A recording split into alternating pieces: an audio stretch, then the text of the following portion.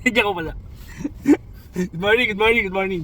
So ayun guys, no, nakakatawa lang talaga tong mainstream media na to, Parang ang unfair lang na hinihinga nila ng sentimiento yung mga pasahero, pero tayo ng mga driver, hindi man nila hinihinga ng side kung gaano katagal yung oras ng binubiyahe natin, yung pamasahe na kinikita natin. Hindi naman lahat yun napupunta sa atin, di ba? Commission ng mga TNC, gasolina, maintenance, monthly amortization, apat yan. Tapos pag nahuli ka pa, hindi mo inaasahan, so yun yung mga gastos natin dito. Maintenance lang patay na yung kita natin, ubos na tsaka gasolina, wala na. Tapos sasabihin nila, mahal ng pamasahe.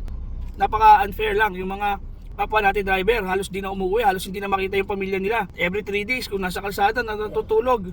Sana naman, tinatanong din tayo ng mainstream media kung sapat ba yung kinikita natin, kung tama pa ba. Humihingi nga tayo ng taas pasahe. Kasi yung flag down ng taxi, 50 pesos na. Tayo, 2019 pa, 45 pesos pa rin hanggang ngayon yung flag down natin. Diba? Pecha na.